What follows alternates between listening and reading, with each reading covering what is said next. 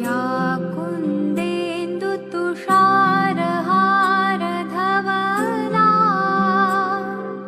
या शुभ्रवस्त्रावृता या वीणावरदण्डमण्डितकरा या श्वेतपद्मासना। नमस्कार विद्यार्थी मित्रों, कक्षा 8 में आपका हार्दिक स्वागत है। तो हमने मत बांटो इंसान को काव्य का गान किया और बाद में 3 पैराग्राफ का समझ भी ली। तो आज हम इसके आगे समझेंगे। यहाँ पर लिखा है, अब भी हरी भरी धरती है, ऊपर नील वितान है, पर न प्यार हो तो जग सुना, जलता रेगिस्तान है। तो यहाँ पर विनय महाजन कहते हैं कि धरती अब पहले की तरह हरी भरी है, ऊपर नीले रंग का विस्तृत आकाश भी पहला हुआ है, लेकिन दुनिया में प्रेम की भावना नहीं है। प्यार के बिना हरा भरा धरती वाला संसार जलते हुए रेगिस्तान जैसा लगता है। आगे हैं यहाँ पर कि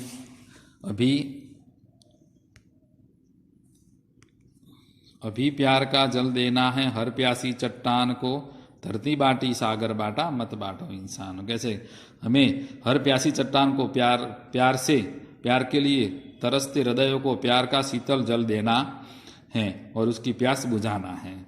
साथ उठे सब तो पहरा हो सूरज का हर द्वार पर, हर उदास आंगन का हक हो खिलती हुई बहार पर।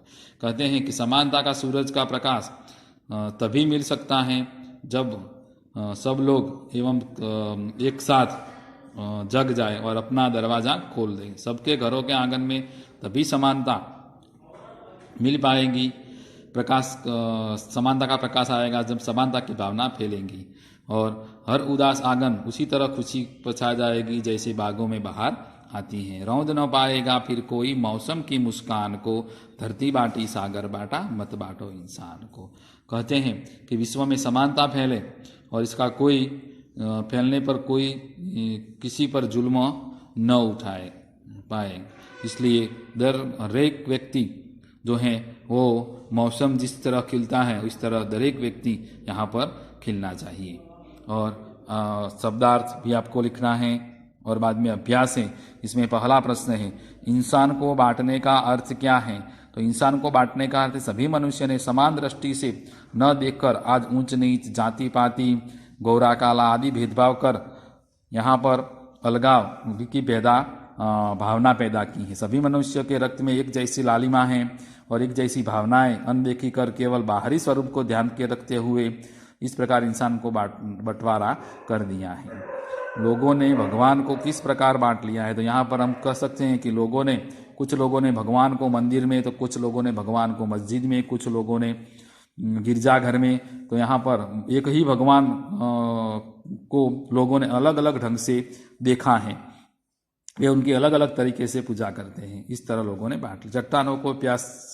चट्टानों की प्यास कैसे बुझाई जा सकती है? तो यहाँ पर चट्टानों का अर्थ है लोगों को भेदभाव को जुल्म सहते सहते पत्थर जैसे कठोर बन गए हैं और उन लोगों के साथ समानता से व्यवहार करें, उन्हीं को अपनत्व प्रदान करें। यहाँ पर इस प्रकार शीतल जल देकर चट्टानों की प्यास बुझानी है।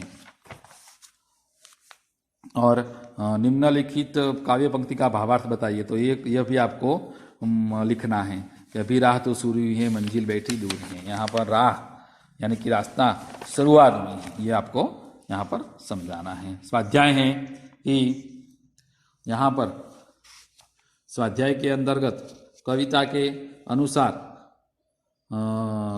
अब तक किन चीज़ों का बंटवारा हो चुका है। कविता के अनुसार मंदिर, मस्जिद, गिरजाघर आदि को भगवान का बंटवारा हो चुका है और भिन्न भिन्न तरह देशों के रूप में भी धरती और सागर को बांट लिया है। किसकी मुस्कान को रौंद नहीं पाएगा। यहाँ पर सर्वत्र समानता का भाव फैल जाएगा और लोग परस्पर अपनत्व की भावना से खुश होंगे और तब तक किसी पर जुल्म कल उसकी मुस्कान को रौंद नहीं पाएगा। अर्थात स्पष्ट दिया गया यहाँ पर मुस्कान नष्ट नहीं कर सकेगा। कहता है कि सर्वत्र समानता की भावना हो, परस्पर अपनत्व की भावना हो, तो यहाँ पर कोई किसी पर जुल्म न करे, इसलिए किसी की मुस्कान को रौंद नहीं पाएगा। हरी भरी धरती को कौन सी परिस्थितियां रेगिस्तान में बदल सकती हैं। यहाँ पर वर्षा से लगातार अभाव और भूकंप जैसे तेज झटके धरती हरियाली नष्ट कर सकती हैं। प्रकृति के रौद्र रूप को धरी भरी धरती को रेगिस्तान बदल सकती हैं। उजाले को बंदी बनाने का क्या अर्थ है। उजाले को बंदी बनाने का अर्थ है कि उसे अपने अधिकार से अधिकार में रखना, इसलिए बिजली की रोशनी और अभी धनवानों के घरों में ही दिखाई देती है, गरीबों के झोपड़ियों में नहीं, अधिकार नहीं मिलता इसलिए। यह कविता हमें क्या संदेश देती है। यह कविता हमें विश्व के लोगों को सभी तरह भेदभाव भुलाकर अपने मेल मिलाप में रहने की और विश्व बंधुत्व की भावना का संदेशा देती है। यहाँ पर लिखा है कि निम्नलिखित शब्दों को यहाँ पर शब्दकोश के क्रम में लिखिए। तो प्यास, आंगन, सागर है, तो यहाँ पर आपको पहला शब्द आंगन, इंसान, उदास, ऊपर, गिरजाघर, घाटी, चट्टान, प्यास, बंदी, मंजिल, मुस्कान, रेगिस्तान, वीतान और सागर जैसे आपको लिखना है। आज के इस आधुनिक परिवेश में संयुक्त परिवारों की जगह विभक्त परिवारों ने ले ली हैं। विभक्त परिवार के पक्ष विपक्ष के कक्ष में चर्चा कीजिए। तो आपको संयुक्त परिवार और विभक्त परिवार, संयुक्त परिवार के लाभ आपको लिखने हैं। अपूर्ण काव्य को पूर्ण कीजिए। प्रश्न 4 आपको लिखना नहीं है। यहाँ पर स्वाध्याय और अभ्यास के अंतर्गत आपको पहले शब्दार्थ लिखना है। अभ्यास में प्रश्न 1 प्रश्नों के उत्तर दीजिए, इसमें 3 प्रश्न लिखने हैं और प्रश्न 3 आपको लिखना है। निम्नलिखित काव्य का भावार्थ।